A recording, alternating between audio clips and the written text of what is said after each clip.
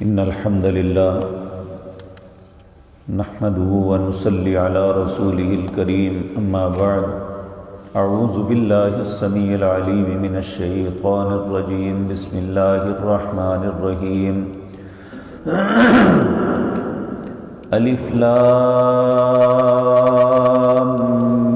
ميم تلك آيات الكتاب الحكيم هدى ورحمة للمحسنين الذين يقيمون الصلاة ويؤتون الزكاة وهم بالآخرة هم يوقنون أولئك على هدى من ربهم وأولئك هم المفلحون۔ حضرات محترم، اللہ کی توفیق سے آج سورۃ لقمان کا آغاز کرتے ہیں۔ یہ سورت قرآن کریم کی ترتیب کے اعتبار سے 31ویں سورت ہے۔ یہ سورت اللہ مالک نے اپنے حبیب کریم جناب محمد الرسول اللہ صلی اللہ علیہ وسلم پر مکے میں نازل کی تھی۔ اس کی 34 آیات ہیں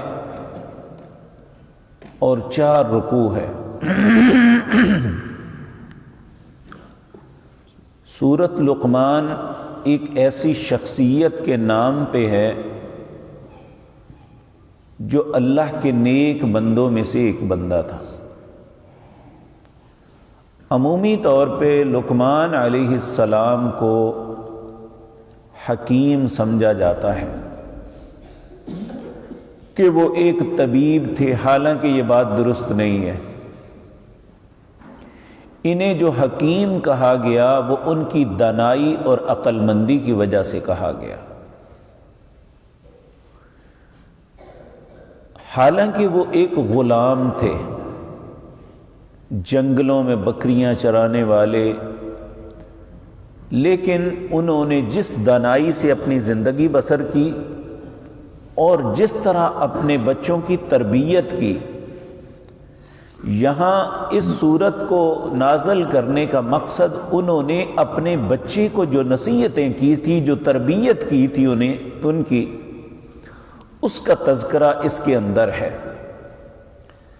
اس لیے اللہ رب العزت نے نہ وہ کوئی بادشاہ تھے نہ وہ کوئی نبی تھے، لیکن چونکہ انہوں نے بڑی دانائی کے ساتھ زندگی بسر کی، ہمیشہ عقل مندی کی بات کرتے، اور تیسری بات اپنی اولاد کی اچھی تربیت کی، جس کی وجہ سے اللہ رب العزت نے ان کے نام پہ قرآن کے اندر ایک سورت بنا دی۔ اس سورت کا آغاز بھی الف لام میم سے ہوتا ہے۔ ان الفاظ کو حروف مقطعات کہتے ہیں۔ یہ وہ کلمات ہیں جو بعض سورتوں کے آغاز میں آتے ہیں، الف لام میم، الف لام را، الف لام میم صاد۔ یہ الفاظ جو آتے ہیں ان کا معنی اللہ نے نہیں بتایا، اور 1442 آ گیا ہے۔ اب تک چیلنج ہے کہ اگر اس کا کوئی معنی بتا سکتا ہے تو بتائے۔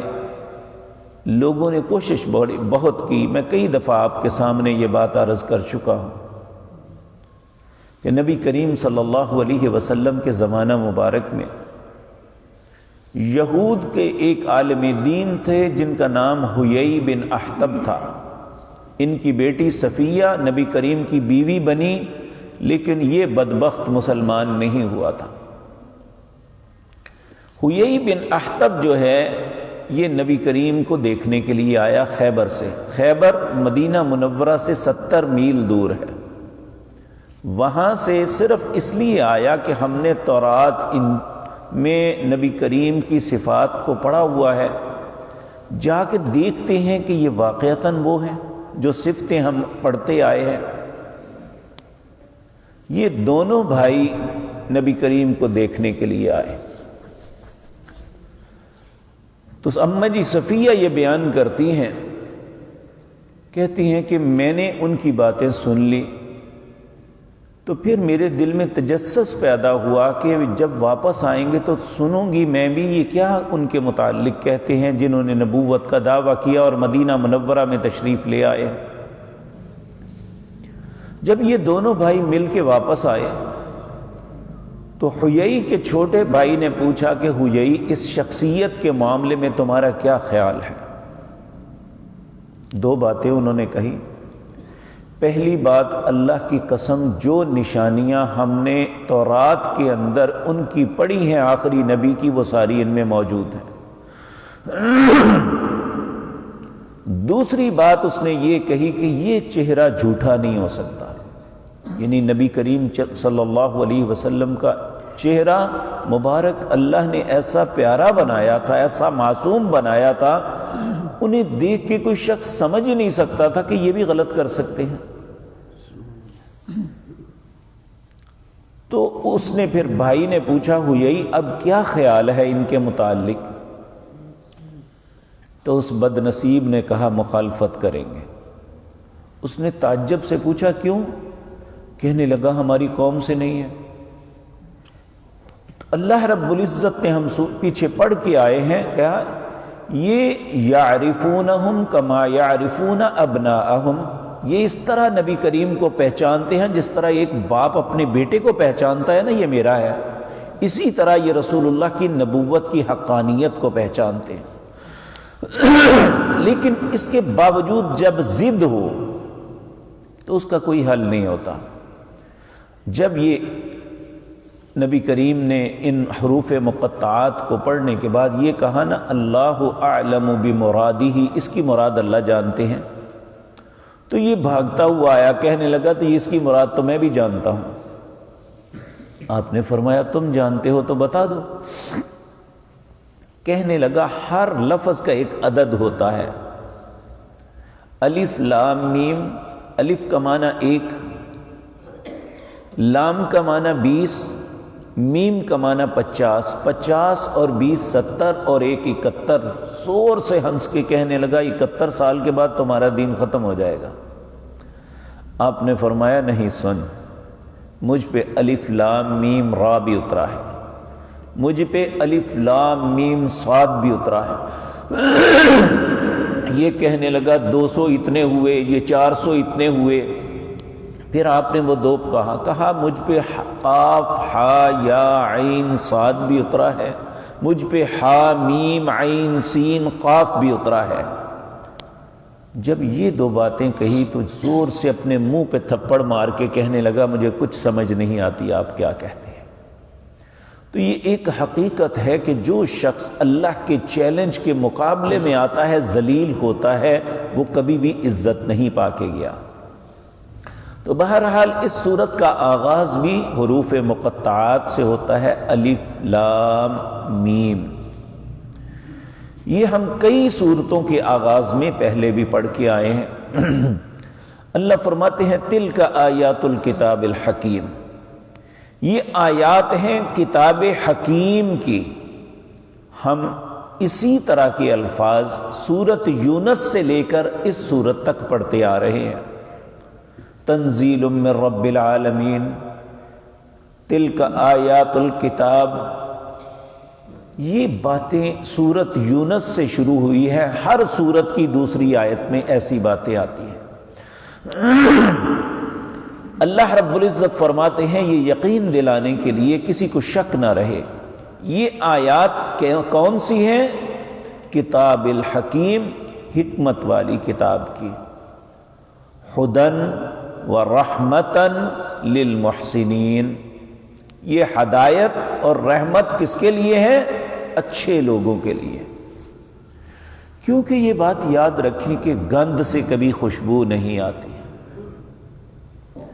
ایک مثال بنی ہوئی ہے، کہتے ہیں مچھر اور بمبرے کی دوستی ہو گئی۔ ایک دن بمبرے نے مچھر سے کہا، مچھر نے بمبرے سے کہا کہ آؤ میرے گھر میں تمہاری دعوت ہے۔ مچھر جو ہے یہ گوبر پہ گندگی پہ رہتا ہے، بھنورا پھولوں پہ رہتا ہے۔ وہ آیا تو آتے ہی اس کی بڑی طبیعت خراب ہوئی کہ اس غلاظت پہ بیٹھ کے میں کھاؤں۔ کہنے لگا ٹھیک ہے یار، تم نے بلایا میں آ گیا، لیکن میری طبع نہیں مانتی۔ پھر اس نے کہا میرے گھر بھی آنا ہے۔ اس کا گھر پھول کے اوپر تھا۔ جب وہ آیا تو وہ بڑا چہک چہک کے کبھی گلاب کے پھول پہ بیٹھے، کہے کہ کتنی پیاری خوشبو ہے۔ مچھر کہے مجھے تو نہیں آتی۔ دوسرے پہ بیٹھا، کہا اس کی دیکھو، کہا اس کی بھی نہیں آتی۔ کئی پھولوں پہ بٹھایا، آخر وہ پریشان ہو گیا کہ اتنی پیاری خوشبوئیں آ رہی ہیں، اسے کیوں نہیں آتی۔ اس نے کہا مجھے ناک تو دکھاؤ۔ اس نے ناک دکھایا تو اس میں غلاظت پڑی ہوئی تھی۔ کہنے لگا تمہیں خوشبو کہاں سے آئے، تیرا تو ناک غلاظت سے بھرا ہوا ہے۔ تو اسی طرح قرآن کی سمجھ اسے آتی ہے جو اپنے آپ کو غلاظت سے بچاتا ہے۔ جو ہے ہی گندگی میں کھڑا ہوا، اسے قرآن کی ہدایت اور رحمت کہاں سے ملے گی؟ جس طرح ہم چھوٹے ہوتے تھے نا تو پٹھان وہ نشانے لگواتے تھے، کہتے ہیں لگانے والے کو ملتا ہے۔ تو قرآن کو پڑھنے اور سمجھنے والے کو ہدایت بھی ملتی ہے اور اللہ کی رحمت کا مستحق بھی بنتا ہے۔ اللہ ہمیں اسے سمجھنے کی توفیق دے۔